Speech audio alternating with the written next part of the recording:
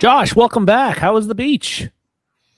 It is great to be back. The beach is always nice. We knew we were going to have some mixed weather. We had two kind of really crummy days, but we did have two super nice days, where it's like 80 degrees, sunny, you're on the water. It was good. But the 2 days it was cloudy and crummy. We did indoor things those days, went and ate, went shopping, played some mini golf, had a good time with the family. So glad to be back. Now you went to the redneck Riviera, or I would call it the armpit of America, Panama City Beach. Yeah, I had no. It's pretty. It's pretty. I like it. The water looks great, and you said the beaches were good looking. But yep, sand was great, water was awesome. But yeah, I didn't realize it was Panama City Beach is kind of a little bit trashy. And there's 9,000 cops everywhere. Because I don't know it's if trashy. It's that way. Yeah, probably. But yeah, so Destin is usually where we go. I brought this back from the last time we went down there. We like going down there. The trick we do there is we go like a week or two after school has started in like September, and everyone's back in school and it's much calmer, but it's still hot out. So yeah, that's our little life hack. But we'll probably go to Destin from now on instead of PCB. No relation to PCA for the Cubs. Jacob, are you a beach guy? Not at all. I burn way too bad, way too fast. I look just like this in a matter of about 10 minutes. So I got too much pride to put on sunscreen. So Sebastian, we call you Sebastian because you're red like Sebastian on The Little Mermaid. Now, Josh, usually when you go on vacation, you stop into a card shop, a local card shop, but it didn't turn out that way this time. Yeah, I'm trying to think if I usually always have my eyes peeled, especially when we're in a new town with all the little local shops and businesses. I don't think I saw one. I wonder if there even is one. Sometimes those touristy towns don't have a lot of stuff like that because you need a core base of customers that supports you. I mean, right now, I think it wouldn't matter where you put a card shop. Everyone's on vacation. They Google card shops. What's some fun things to do? And there's not a ton of shopping there either. So yeah, I didn't. Unless I'm now I know that you've hit up the one when you go to Texas. You've talked about that one. Yep. And you've talked about one in Pigeon Forge. The dugout, yeah. So what are some of the top vacation card shops you guys have visited? And what are some duds? We don't want to send people to the duds. I think all the duds are up in Charlotte. So no, I'm just kidding. Just kidding. Come on. That's a good joke. That's a good joke.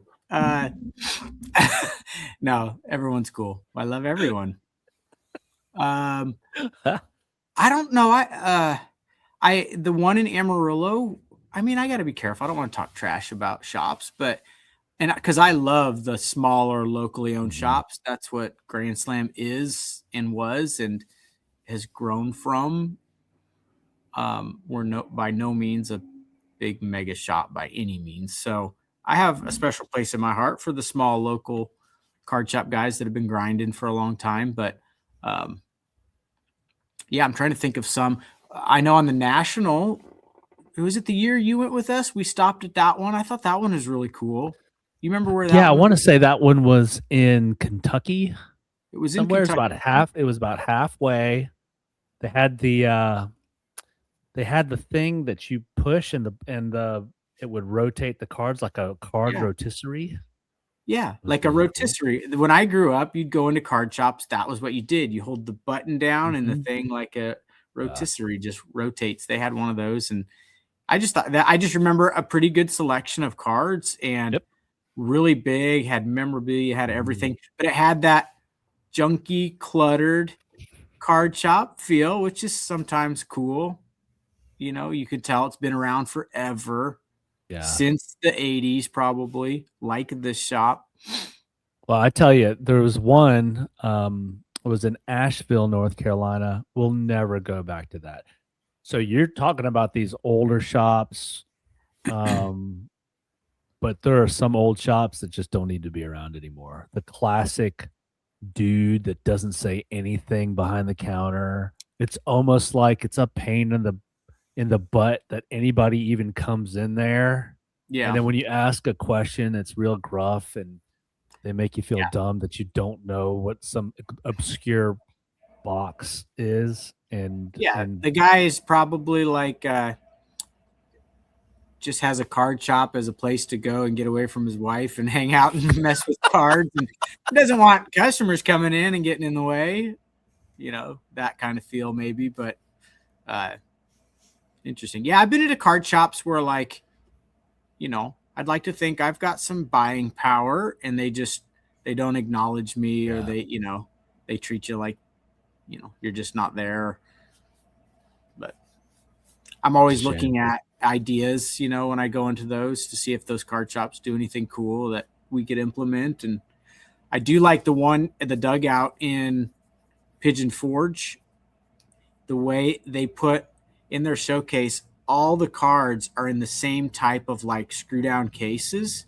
Like every single card is in that screw down. So it's really uniform. And then they have, like, if you had Tom Brady, you'd have your nicer Tom Brady's in those. Then you might have a stack of lower end Brady's there at the back of the case. So I really liked how they did that. It looked very clean. I bought a few things from them. Did you ever go to their old location? Where was it at? It was, so how there's like that long strip, it's just a bunch of shops. It was about midway up the strip between, like, before you're leaving Pigeon Forge to go to Sevierville or to Gatlinburg, or their new location. Oh, is the new location by that lumberjack? Because we did the little lumberjack thing. That's the new one? Okay. Yeah. Because we, like, intermission, we walked over to that card shop and then walked right back for the rest of the show. Their old store was more memorabilia and the McFarlane, like, statues that they would sell. It was mainly those. And then when he went to the new place, that's when the whole card boom was taken off, and that's what he switched over to. He had, like, obviously some cards, but that was his main focus after that.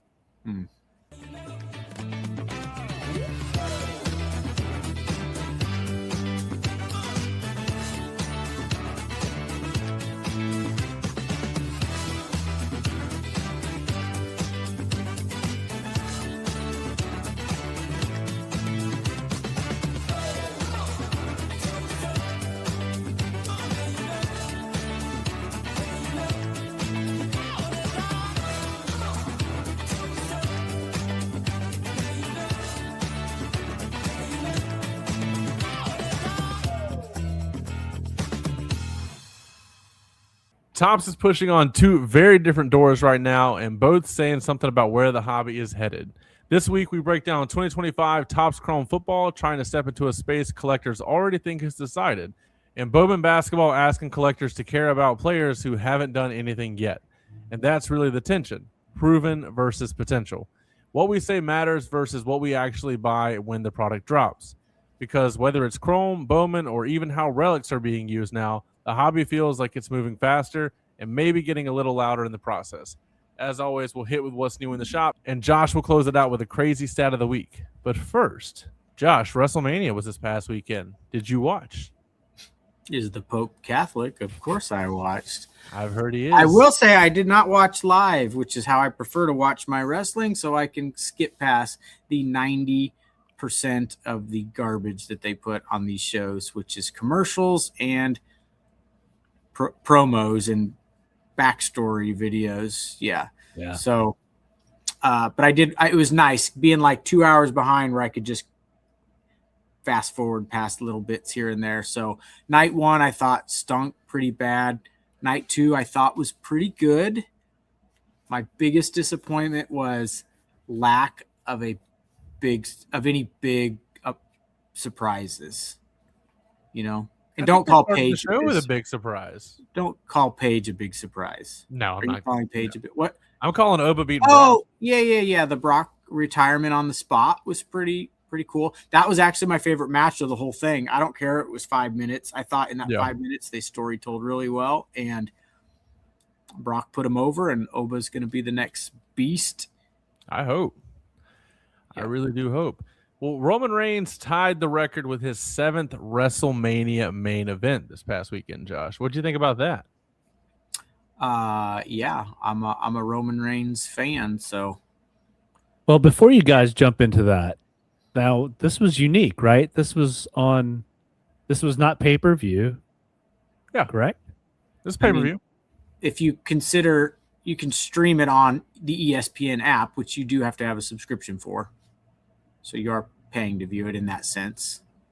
But it wasn't typically, right? This was typically a pay-per-view event only, right? I mean, have they switched over to a streaming platform to where you could consume it other than since pay-per-view? 2014, it's been on a streaming platform for a while. Peacock was a big place for many years. Well, even the network. Yeah. So they don't call them pay-per-views anymore. They call them PLEs, premium live events, and there's different ways to stream them. But every way you watch does require a subscription to some streaming service. This year being ESPN. It used to be $10 a month, which is pretty good considering pay-per-views were 45 plus on a normal basis. And then in what, Josh, 2021, they switched over to Peacock. And then obviously it had a little bit of bump in price, and now ESPN Plus is $30 a month. Yeah. So yeah, I mean, you're getting nickeled and dimed to death, but it is what it is. So I must be getting confused because I think then it's the UFC that I'm thinking about. Then UFC, all you need is like I've even heard them say no more pay-per-view or no more PLE. It's you get every UFC match on Paramount Plus. That's a new thing. Could be, yeah. Okay, so I'm getting that confused. AEW is still pay-per-view, right? Yeah, but they just severed ties with the main people they use to distribute their pay-per-views with Triller. Surely they're going to go to a streaming service of some kind because I never get to watch them all the way. They're on HBO Max, and you have the subscription price, and whatever the subscription price is deducted from the initial price they would charge you. So say you're paying $15 a month, the pay-per-view is $50, you're going to pay an additional $35 that month to see that pay-per-view. Oh, see, I'd be down for that. I have HBO Max, so is this taking money to see? I'm assuming this is taking. Does this mean the purses or whatever they're paying the wrestlers are lower? No, they're getting paid more than they ever have. I think we talked about it last year. As of a couple years ago, their base pay on the main roster was $350,000, and that's for somebody that's never on TV. Right, the guys on TV are making a few million, I'm sure. Yeah, and then like all Roman's probably like $8 million. Yeah, all the merch sales too is a huge deal. I got like 10 MJF shirts alone, just me. All right, let's circle back and get this back on cards. Did you guys happen to see this? I dropped this link into the chat because I was wanting to see if they had the print run, but it doesn't look like that they published the print run for this one. Not yet. Okay. Maybe I can be talked into liking this. I don't like this Tops Now stuff. I think it's stupid and it's overdone. But maybe I could be convinced if someone said, and tell me if I'm thinking about this correctly, like this Roman Reigns card here, $12, you get the base card and a chance to win any of the other stuff. If it's almost like the base stuff just gets thrown away, thought of as being just thrown away, and you're really just getting a chance to get the rarer stuff, which means there's not a ton of it out there, right? So that's one positive way to look at it, right?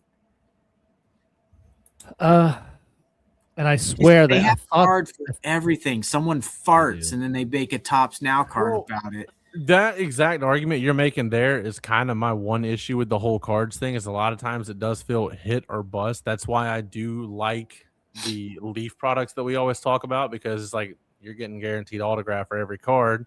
You know what you're getting instead of just like a couple hundred base. It feels like, and they're like, oh, okay, numbered to 150. Yeah, but this is the same as that thing, and that's my issue with it as well. Yeah, I guess my thought is like every time they put out a Tops Now card about some little thing that has happened, there's really not that many cards that are valuable that are tied to that card, because all the other stuff is just a hundreds of thousands of base cards. So if you think of those as like base paper cards of a product, and really there's only 30 or 40 cards from each one that are worth anything, that are worth chasing, maybe that doesn't water it down as much, but I'm not a big fan of the. And like you said, it would even be a cool set to put together if it wasn't so many like random moments like this. Okay, Roman winning the title at Mania. Okay, you could argue that's a big card for the set. You know what I mean? But some random person's appearance, we don't always need those things as well. Perhaps. Well, there is a set. Look, click on the other link that I sent you from Topps there. I actually managed to score one of these. Okay. Oh, all of a sudden you like this idea, it seems. No, I wanted to just roll the dice on this. This was going to be you know I haven't bought wrestling cards in a couple of years now. This was like, you know what? Sure, why not? I saw it, I got the link in time, and I said, we'll just do it. $70. I've wasted more on less. I do have you know how on a slightly separate note, but you know Panini reward points that you get in place of autos. You know, for a few years now, I'd been buying them off customers. Anytime they'd pull them in the shop, I'm like, oh, that sucks. Well, I'll give you a full street credit for it. And I've just been accumulating these. And I am up to 54,000 Panini points. And when I hit 54,000, I'm like, I got to stop this because there's never anything good on the Panini store. Well, one of my customers, shout out to James, texted me yesterday and said, hey, do you still have a zillion Panini points? Because Caitlin Clark has autographs on the shop right now. And so I jumped on there really quick. And for 30,000 Panini points, I could get a Caitlin Clark autograph out of Prism, second year, like a pink Pulsar. And so I got one, and now it's coming to me. Now I'm down to 24,000 Panini points, which means if I had 6,000 more, I could have got 2 autos and been done with it. That would have been awesome. But hey, I got a Caitlin Clark Prism auto. I'd roll mine over to you if I could. I know. My fear is that one day they're going to be like, we are discontinuing the Panini Rewards Point program, and you might want to go to the shop and buy something before your points expire, and it's all garbage. Yeah. That Undertaker's that looks sweet. Yeah, that's a great card. I don't know. So $70 for the 15 card set, and if you're lucky, you get some autographs or short prints sprinkled in there, right? If you're one of the lucky few. Why not? It's Cards cheaper than the look hobby great. box. I feel like there's not many made. Yeah, cards look great. Enough of wrestling. Let's talk about what's new in the shop. Josh, what's hitting shelves? It's been a couple weeks, so there's probably a pretty good list. I'm going to talk about stuff that has recently hit the shelves. Some of it, most of it, we probably still have. So if any of these excite you, come see us. Donruss La Liga Road to the Cup product came out yesterday. Got some of that on the shelf. It's been a little bit, but going back to wrestling, I was in Panama City Beach when Topps Chrome WWE launched. We actually still have a little bit of that left on the shelf. That's a really good product. Let's see. Disney Neon has come, and hobbies have gone, but Megas and Blasters are still here. That's actually a really cool looking product. Prism WNBA has came and gone, but I just got a fresh case of hobby back in on the shelf. Nice. There's a new product this week called from Wildcard called 5-Card Draw Black Tie Edition Football. It's kind of a really cool. They come in the form of a breaker's brick with 20 individual packs. That looks really cool. Obviously, we got Leaf Metal Baseball launched yesterday. And then the big one last week, as we know, was Topps Chrome Football. You have to be living under a rock if you have any social media to see all of the posts and talk and chatter about the good, the bad, and the ugly on that product. And mainly the ugly is just the price, because everything else is crazy good. And then yesterday was the new Bowman basketball product, which we're going to talk a little bit more about here shortly. So yeah, shelves are full. Got a lot of what I just mentioned still in stock, if not all of it, plus much more at Grand Slam. But let's talk about 2025 Topps Chrome football. I was not in the hobby the last time Topps had the football license. I have no idea what it's like to open a Topps football product that's licensed. Josh, were you collecting back then and opening packs the last time Topps had the license? No, sir. No.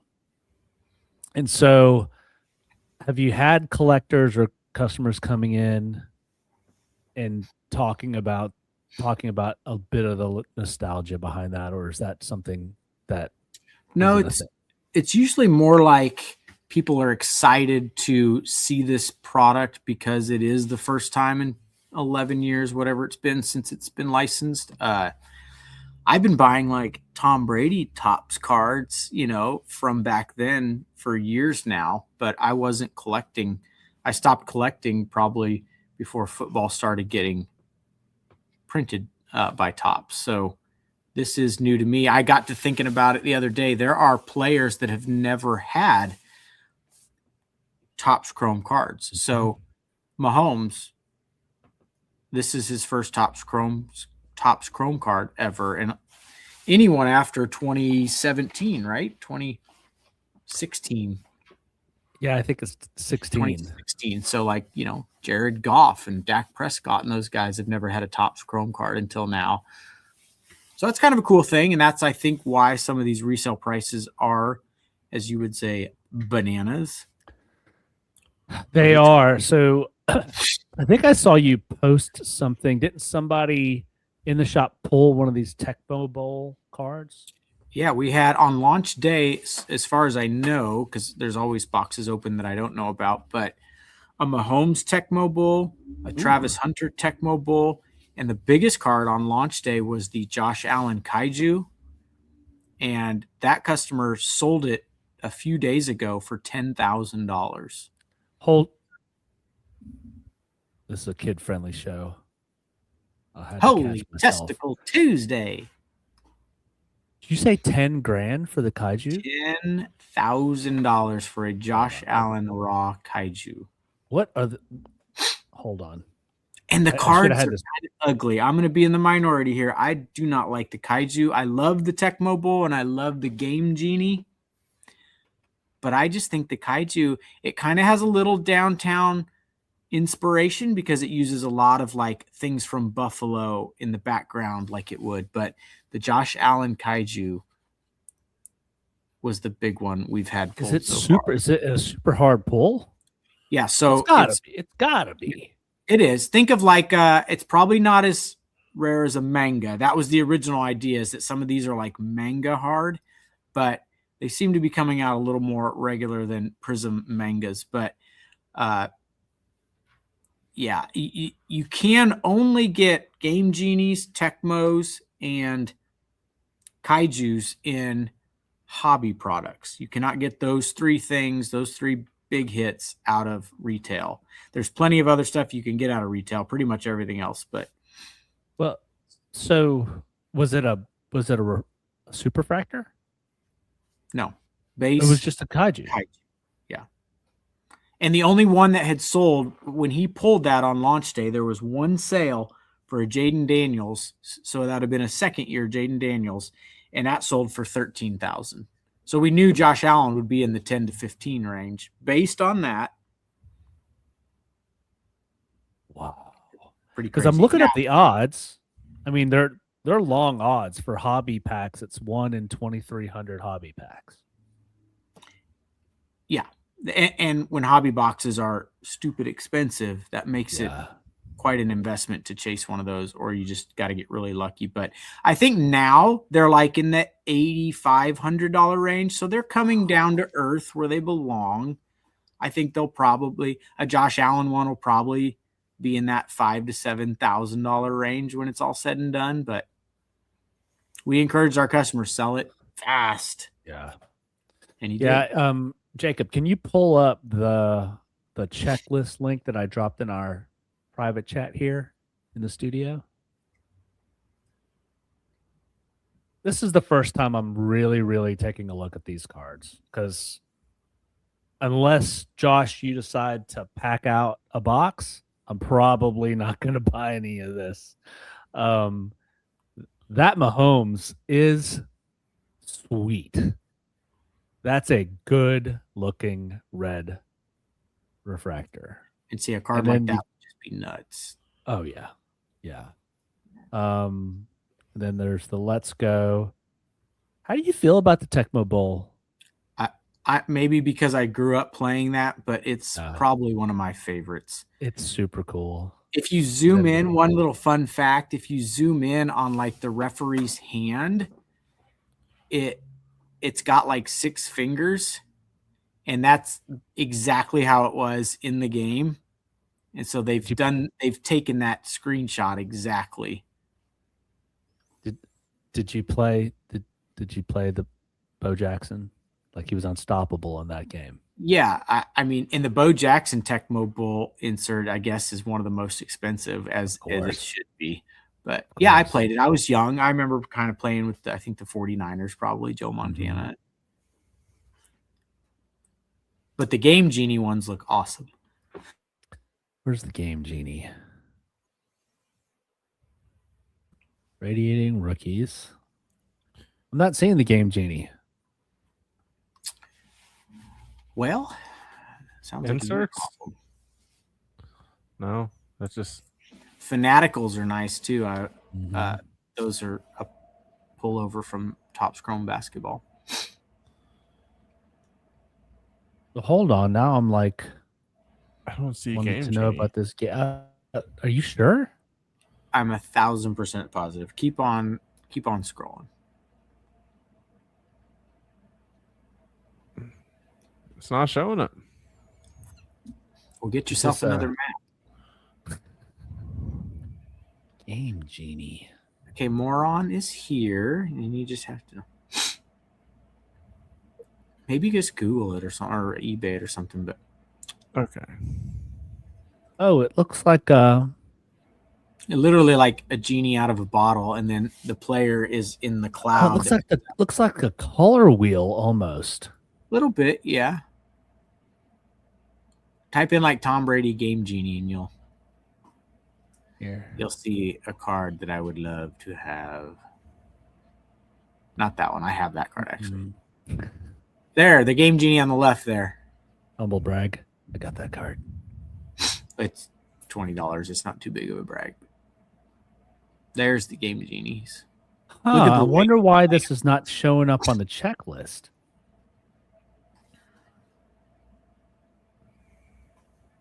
Oh, it is on Checklist Insider, but not on the Topps website.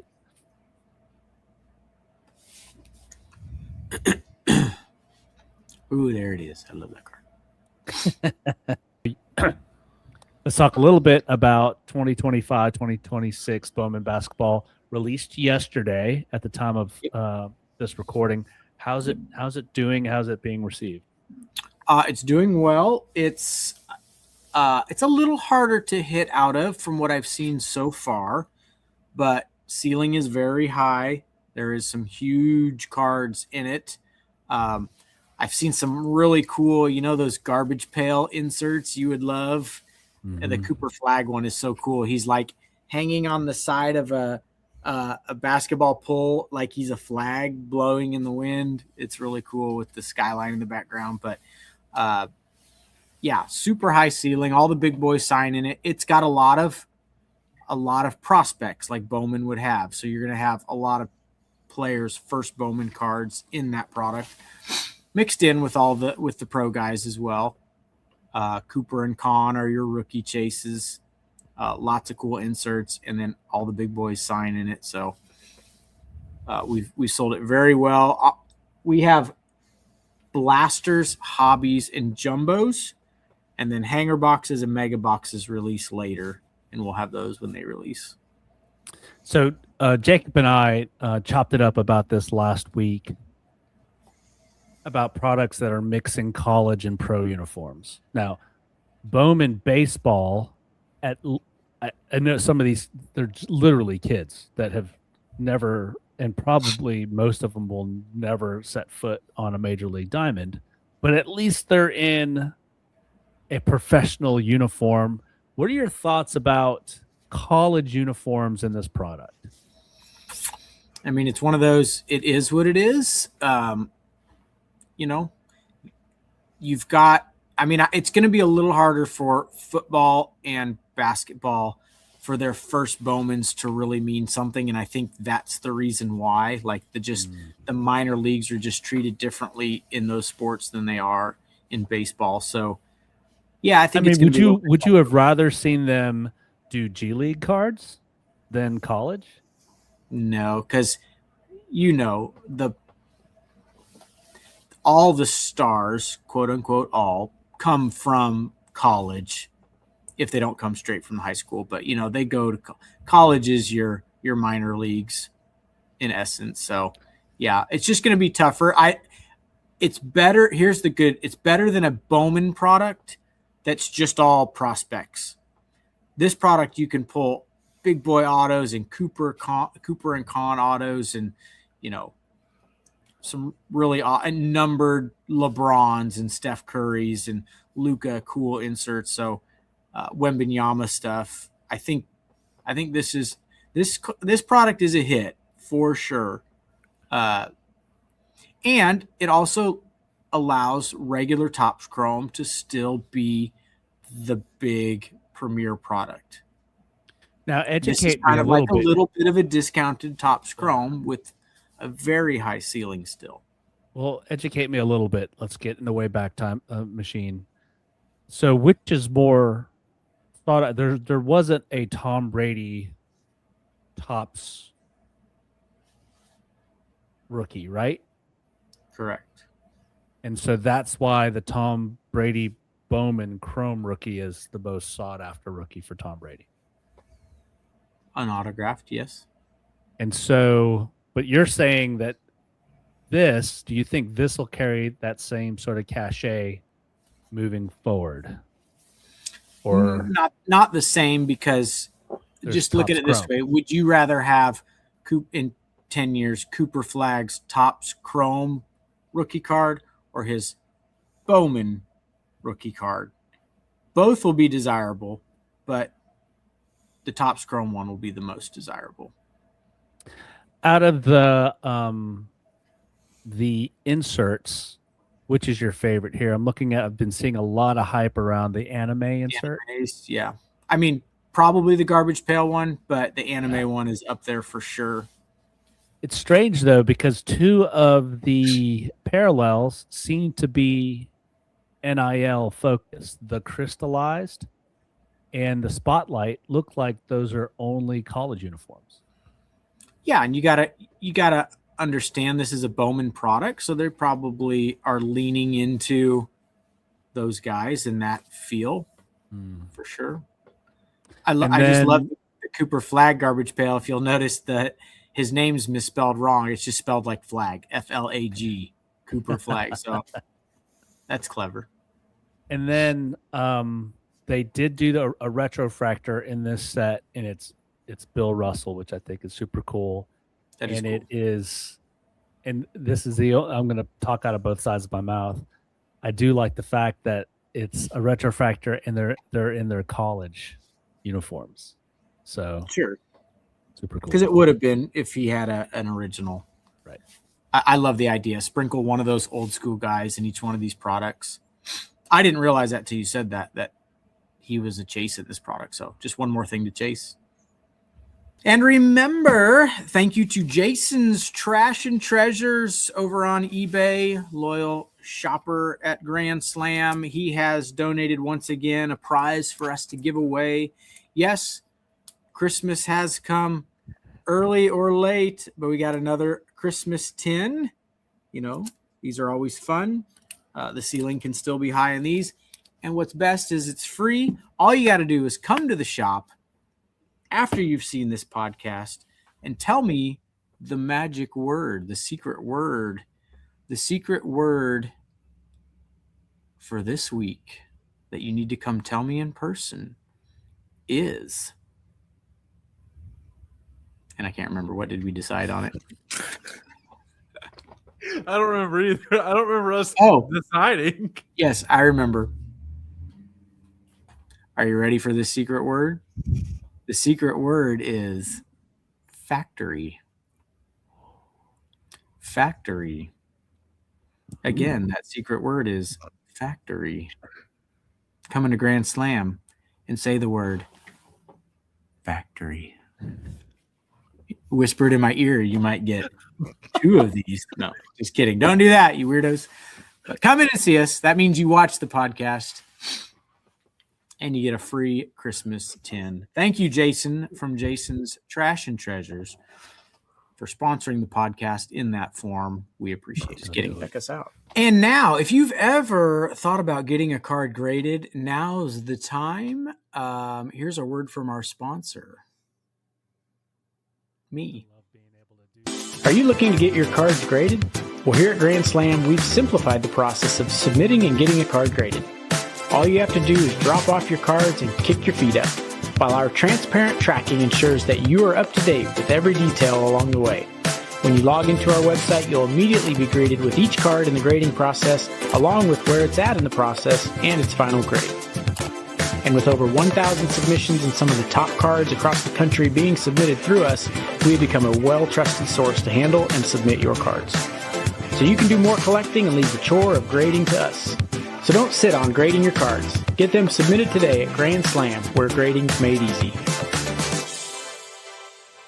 So for our first story in hobby news, award winners like Wemby will now wear gold NBA Logoman patches, and those patches are being pulled and turned into cards. Wouldn't you know it? We'll go ahead and pull this photo up for us. That's gonna be a biggin right there, boys. He is a biggin. He's quite tall. Yeah, I love this idea. I thought it was cool seeing like what Judge and Ohtani and those guys wearing the gold ones over in baseball. That's pretty sweet. So I never played around with the really high end basketball when it was hot. Josh, do you remember the Logoman? Let's just go over the last 5 years. What products would you find those Logoman patch autos in? Those weren't in like Prism, right? Those were in National Treasures and National Treasures and Flawless. And that's where you would find it. My understanding is these what product is this coming out of? Is this going to be in some sort of a flagship product? That's a great question. I would like to think they'll keep the debut patches for Chrome, and maybe these logo patches will be in whatever they deem as their one of their higher end products. You remember in football, you could get NFL shields in a lot of different products, but it was like the most sought after were the National Treasures ones for sure, and Flawless ones. Yeah, it'll be interesting to see which product this goes in. I don't think they've announced that yet. It sounds like they're going to be wearing it for the entire year, and they're going to pull multiples of these to put into cards. That's what I wanted to bring up. I mean that one. So that's got to go, like you said, with the NFL Shield. It's going to be the bigger product is going to be more valuable, even though it's the same thing essentially. Yeah, and it's like, I guess every jersey he wears will have the gold logo, man. It would be cool if the gold one was like his one of one big chase. Like you got the debut patch for the rookies, the big gold logo man auto one of one, and then his other logo man in different products would just be like regular white ones. But it can't be game used if it's going to be a white one, because every game he in theory would have the gold one on. So we'll see. What are our thoughts on this? Is it water this down? I mean, it's not going to be every game, is it? Did it say every game? That's what it's saying. I think it is. Like, I think says, his jerseys that year will. Wemby will join the 2026 MVP and Rookie of the Year as the only 3 players to wear the gold Logoman next season. Select patches will be removed from their jerseys after games and inserted into rare trading cards. Yeah, and I think every time you saw like Ohtani or Judge, the logo on theirs was gold. I don't know how I feel about this. I think it'd be cooler if it was like one game. You had that one gold Logoman. I think it's cool they wear the gold every game. It's a way to say I was the award winner last year, but I would like them to just put a gold one in there. But I don't know. Think of it this way. You're getting a Logoman from a player, and the gold signifies that he was an award winner that year. So you can get other regular Logomen for other players with the same rarity, but it's cool knowing that the gold one is because they were an award winner. Maybe I'm just being dumb about this, but there's 80 games. This isn't saying there's going to be 80 of these things available. No, it says they'll pull them off of select uniforms. So if they need 6 or 7 of them or whatever. But still, 6 or 7 is I feel like you can't have just one though. There's too many people in the hobby buying and wanting these higher end cards. It's just I could see like one being the singular one. I could see maybe one with 3 of them, with all 3 of these award winners, and maybe a dual one with him and like Tim Duncan or something. I don't know. You could do a duel of each of the 3 together, like just player 1 and 2, player 1 and 3, and then player 2 and 3. Yeah. Well, maybe again, the one that'll be the most valuable is the one that's the autograph 1 of 1 that's in their highest end product.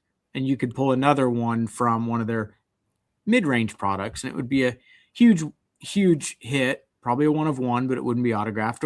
Or even if it was, you had the top product and you had the lesser product, the top product one is going to sell. You got a 1 of 1 rookie auto from Prism, you get a 1 of 1 rookie auto from Certified. Same player, same rarity, both autographed. The one out of Prism sells for a lot more. It's just higher up on the totem pole. So, I think Michael, you're insinuating it's a slippery slope because they have that potential of having 80. Well, what's working against me is this is just not something that I ever think would be attainable for the average collector. Like it's going to be in a high-end product like Dynasty or whatever. And so you're always going to get the big boys with the deep pockets fighting for these things. But if they're going to fight over these things, I want them to fight over 1 of them, not 6 or 7 of them. And I want hair. Too bad. Doesn't matter. You don't get everything you want.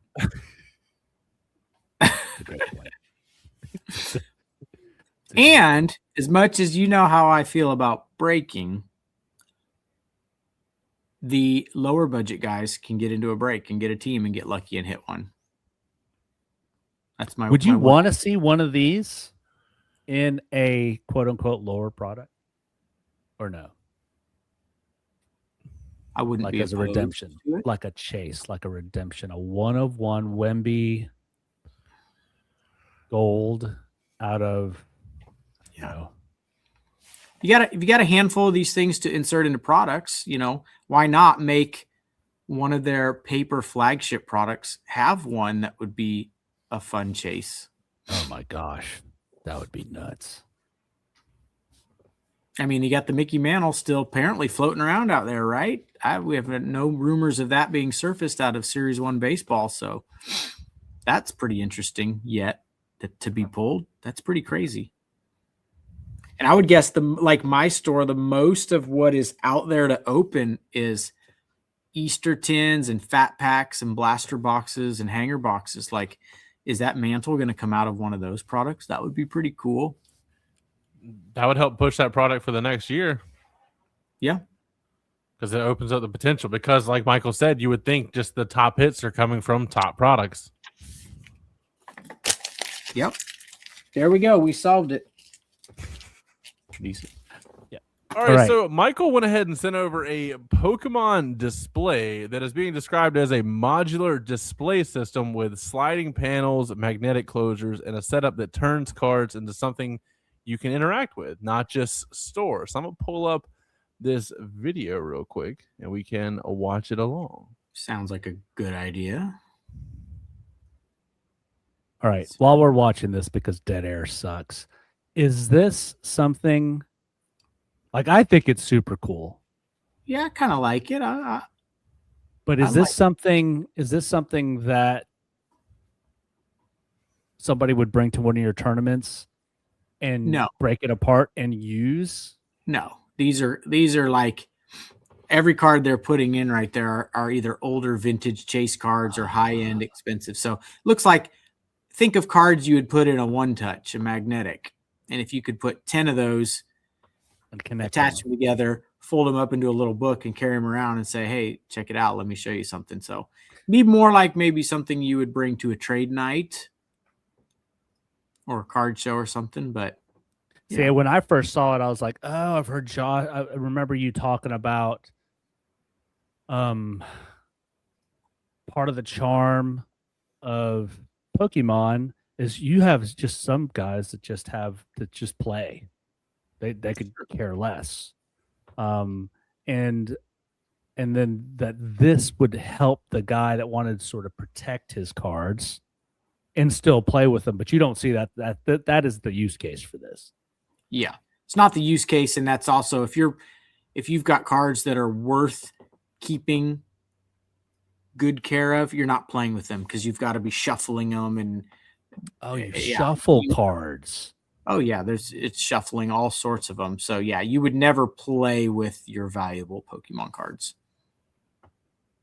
So this looks like it's geared towards the collector with higher end cards that wants to protect them and then also have a quick, cool way to tote them around to show them off like a trade night.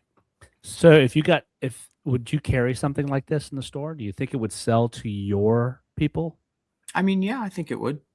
I would lean more towards something that a cooler way to display the cards up on a shelf or a display case or something. Yeah, this looks like a way to tote them around and show them. You've always been a display guy, not a tote around guy. I've got 2 3D printers as well. Whoa. Call you humble 2 brag. Printers. Instead of 2 chains, we'll call you 2 printers. One for the bullets and one for the gun. Worse. It's fun being rich, ain't it? Yeah. My goodness. I can't even afford 1 3D printer. Jacob's got 2. Should have heard what Michael called me in the pregame. Yeah. Worse than 2 printers. All right. So, Josh, do you have a crazy stat? I have a couple crazy stats. Okay. All right. Well, before Josh hits us with a crazy stat and gets us out of here, if you've made it this far, please like, subscribe, comment, leave a review. Josh, what are our crazy stats of the week? I've got 2 here. One is, do you remember Kevin Youkilis played for the Red Sox? He had a really interesting weird bat stance. Yeah. Yeah. He came to bat 4,444 times in the big leagues and never swung at a 3-0 pitch. What? That guy got a 3-0 count. He wasn't swinging no matter what was going on, what you threw him. So, yeah, that was a really cool stat that I had that came across my feed. I thought, man, that's pretty crazy. I have 2 more. One's not a crazy stat, but I thought it was worth saving and talking about. It said, on March 28th, 1990, Michael Jordan scored this stat line against the Cavaliers. He had 69 points, 18 rebounds, 6 assists, 4 steals, 1 block. He shot 62% from the field and 91% for free throws. He was 21 of 23 for free throws. It said this, according to this on X, it said statistically this is the best game of a player in the NBA history. 69 points, 18 rebounds, 6 assists, 4 steals, 1 block, and super crazy good field goal percentage. So take that for what it's worth. Maybe you don't. I don't know. We've talked about the quad double on this podcast before. I don't know. The quad double. Oh, we can debate this next time. Yeah, we talked about that. Someone considers that the greatest stat line in NBA history. So, Highly and then impressive. I'll end it with this one. This is kind of a cool old baseball stat. Do you know there are only 2 MLB players ever in the history of the league with the first name Emerson? Saw that one. One is Emerson Hancock, who looks like a pretty recent player, and the other is Emerson Dickman. Dickman and Hancock. I just realized that. Both named Emerson. Oh, I wonder if that's real. Like, that's got to be real, right? Real or not, buddy? I got you on tape. You got to admit, that makes the stat even crazier.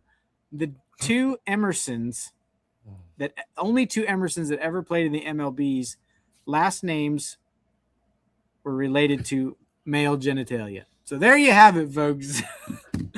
Wow. Jacob either didn't think that was real. One way to end the show. Josh, thanks Crazy for stat. joining us on your solo day at the shop. Jacob, thanks for joining us and producing. And guys, thanks for being here, watching and listening.